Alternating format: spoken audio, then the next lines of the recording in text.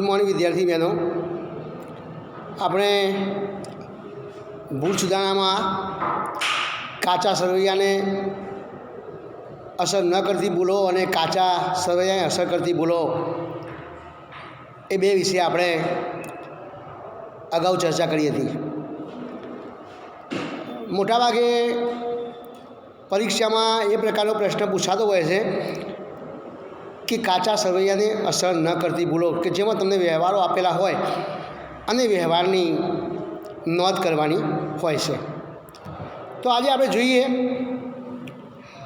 Page number 5માં દાખલા number 1, નીચેની ભૂલો સુધારવા શ્રી રાકેશના ચોપડામાં જરૂરી નોંધ લખો. આપણે જ્યારે શરૂઆત કરી ત્યારે તમને ખ્યાલ આપ્યો હતો કે કયો નિયમ યાદ રાખવાનો. તો એ નિયમ યાદ રાખવાનો કે જે સાચું થયું હોય તે લખવાનું, ખોટું થયું હોય તે ઉલટાવવાનું. Undo what is wrong and do what is correct. તો પહેલો વ્યવહાર જોઈએ આપણે. અંગત ઉપયોગ માટે બેંકમાંથી ઉપાડેલ ₹1500ની નોંધ કરવાની બાકી છે. બિલકુલ નોંધ કરવાની બાકી છે. બિલકુલ જ્યારે નોંધ કરવાની બાકી હોય ત્યારે વિસર ચૂક ભૂલ થઈ કહેવાય. અંગત શબ્દ આવે એટલે પહેલો શબ્દ વિચાર લેવાનો કે કયો શબ્દ હોય? ઉપાડ. અને બેંકમાંથી ઉપાડ એટલે બેંક આપનાર, બેંક ખાતું વ્યક્તિગત ખાતું. તો પહેલી આ નોંધ લખીએ આપણે કે ઉપાડ ખાતે ઉધાર ₹1500, તે બેંક ખાતે જમા ₹1500. બાબત જે ₹1500 અંગત ઉપયોગ માટે બેંકમાંથી ઉપાડેલ વ્યવહારની રકમની નોંધ કરવાની રહી ગઈ, તેની સુધારણા. તો જ્યારે બિલકુલ વ્યવહાર લખવાનો રહી ગયો હોય ત્યારે કશું ઉલટું કરવાનું હોતું નથી. બીજો મુદ્દો જોઈએ આપણે. યંત્ર ખરીદી તેને ગોઠવતા ચૂકવેલ ગોઠવણી ખર્ચ ₹400 પરચુરણ ખર્ચ ખાતે ઉધારેલ છે. તો આ સિદ્ધાંતની ભૂલ થઈ છે. જ્યારે આપણે કોઈ પ્રકારે વ્યવહાર શું થાય, કોઈ ખોટા ખાતે લખાઈ જાય. અહીંયા યંત્રને ગોઠવવાનો ખર્ચ થયો તો એ યંત્ર ખાતે જ લખાય. ગોઠવવાનો ખર્ચ હોય, મકાનની દલાલીનો હોય તો મકાન ખાતે લખાય. તો અહીંયા પરચુરણ ખર્ચ ખાતે ખોટું લખ્યું છે, તો ખોટું થયું તો ઉલટાઈએ. તો પરચુરણ ખર્ચ ખાતે જમા કરીશું, તો સાચું થયું લખીએ. તો યંત્ર ખાતે ઉધાર ₹400, તે પરચુરણ ખર્ચ ખાતે જમા. બાબત જે યંત્ર ગોઠવણી ખર્ચ ₹400, પરચુરણ ખર્ચ ખાતે ઉધારેલ, તેની સુધારણા. તો બીજો વ્યવહાર પણ રહી ગયો યાદ આપણને. ત્રીજો વ્યવહાર છે કાજલને ચૂકવેલ ₹500 ભૂલથી રાજલ ખાતે નોંધાશે. કોણે ચૂકવ્યા? કાજલને. તો કોણ લેનાર થયું? કાજલ. ભૂલથી કોના ખાતે લખ્યા? રાજલ ખાતે. તો રાજલ ખાતે ઉલટાઈ દઈશું અને કાજલ ખાતે સાચું લખીશું. તો કાજલ લેનાર છે, તો કાજલ ખાતે ઉધાર ₹500, તે રાજલ ખાતે જમા 500. નિયમ યાદ રાખવાનો કે સાચું થયું તો લખવાનું, ખોટું થયું ઉલટાવવાનું. બાબત જે ₹500 કાજલને ચૂકવેલ રકમ ભૂલથી રાજલ ખાતે નોંધેલ, તેની ભૂલ સુધારણા. એના પછી જોઈએ આપણે ચોથો મુદ્દો. કોમલે સ્વીકારેલ આપણી ₹1550ની લેણી હુંડીની ચોપડામાં નોંધ 500થી થઈ છે. હુંડી કેટલાની હતી? 1550ની. કેટલા રૂપિયા લખ્યા? 500. મેં જ્યારે તમને વિગતમાં સમજાવ્યું ત્યારે સમજાવી દઉં કે જ્યારે ઓછી રકમ લખી હોય ત્યારે કશું ઉલટાવવાનું નહીં. જ્યારે વધુ રકમ લખી હોય તો ચોક્કસપણે ઉલટાવવાનું. તો સાચી જ આનો લખવાની છે, પણ 1550માંથી 500 બાદ કર્યું, કેટલા બાકી રહ્યા? 1050. તો આપણે લખીએ કે લેણી હુંડી ખાતે ઉધાર 1050, તે કોમલ ખાતે જમા 1050. બાબત જે ₹1050ની કોમલે સ્વીકારેલ હુંડી લેણી હુંડી નોંધમાં ઓછી રકમથી નોંધાયેલ, તેની ભૂલ સુધારણા. તો ઓછી રકમ નોંધાઈ હોય તો જે બાકી હોય એ સાચા વ્યવહાર તરીકે જ લખવાની, કશું ઉલટાવવાનું નહીં. પાંચમો મુદ્દો. ₹700નો માલ સ્વીટુને વેચેલ, જે ભૂલથી ખરીદો નોંધાયો છે. આપણે માલ વેચ્યો હોય તો ક્યાં નોંધવો જોઈએ? વેચાણ નોંધમાં. ભૂલથી ક્યાં નોંધાયો? ખરીદ નોંધમાં. તો સાચું આપણે વેચાણ નોંધમાં કરીશું.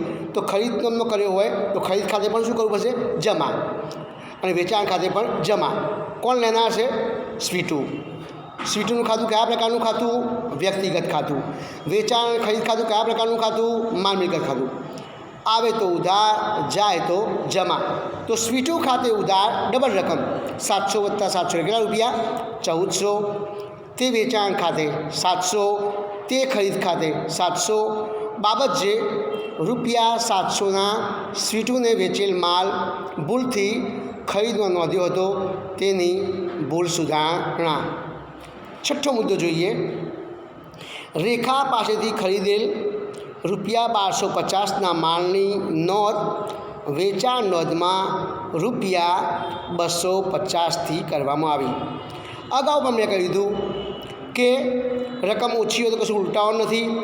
અહીંયા માલ ખરીદ્યો છે તો ખરીદની જગ્યાએ વેચાણ બતાવ્યો તો જે પેટા નોંધ છે એ પણ ખોટી, રકમ પણ ખોટી. તો માલ ખરીદ્યો છે. કેટલાનો માલ ખરીદ્યો? 1250. તો ખરીદ ખાતે ઉધાર કેટલા કરીશું? 1250. વેચાણ ખાતે કર્યા તો વેચાણ ખાતે જમા કર્યું તો ઉલટાયું શું થાય? વેચાણ ખાતે ઉધાર કેટલા રૂપિયા? 250. તે કોને આપણે મોકલ્યો માલ? રેખા પાસેથી ખરીદ્યો. રેખા આપનાર છે. રેખાનું ખાતું કયા પ્રકારનું ખાતું? વ્યક્તિ ખાતું. લેનાર ખાતે ઉધાર, આપનાર ખાતે જમા. તો તે રેખા ખાતે જમા. બંનેનો સરવાળો 1500 રૂપિયા. ફરી જોઈ લઈએ. ખરીદ ખાતે ઉધાર 1250, વેચાણ ખાતે ઉધાર 250, તે રેખા ખાતે જમા 1500 રૂપિયા. બાબત જે રેખા પાસેથી કરેલ ખરીદી 1250 ભૂલથી વેચાણ નોંધમાં 250થી નોંધેલ તેની ભૂલ સુધારણા. તો આમાં ઉલટાવાનું કયું ફક્ત થયું? વેચાણનું. વેચાણ ખાતે જમા કર્યું હતું, વેચાણ ખાતે સાચું કર્યું, આપણે ઉલટાવ્યું તો ઉધાર થયું. સાતમો મુદ્દો જોઈએ. બેંક વ્યાજ રૂપિયા 200 પાસબુકમાં જમા કરેલ જે રોકડ મેળમાં વ્યય બાજુ પર નોંધેલ છે. બેંક વ્યાજના 200 રૂપિયા પાસબુકમાં જમા કર્યા હતા, જે રોકડ મેળમાં કઈ બાજુ નોંધ્યા? વ્યય બાજુ, એટલે કે જમા બાજુ નોંધ્યા. તો વ્યાજની જે આવક હતી એ વ્યય બાજુ ખર્ચ પણ નોંધી. તો 200 એ લખવા પછી ખોટા લખાય અને 200 સાચા. તો 200 + 200 કેટલા થાય? 400. તો 200ની રકમ નહીં પણ 400 લખાશે. તો સાચું લખીએ.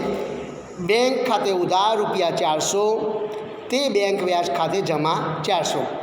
બાબત જે બેંકે જમા કરેલ વ્યાજની રકમ રૂપિયા 400 ભૂલથી રોકડ મેળમાં વ્યય બાજુએ નોંધેલ તેની સુધારણા. બેંક ખાતું કયા પ્રકારનું ખાતું? વ્યક્તિ ખાતું. વ્યક્તિ નિયમ લેનાર ખાતે ઉધાર, આપનાર ખાતે જમા. બેંક વ્યાજ ખાતું કયા પ્રકારનું ખાતું? ઉપજ ખર્ચ ખાતું. શું નિયમ? ખર્ચ કે નુકસાન ઉધાર, ઉપજ કે લાભ જમા.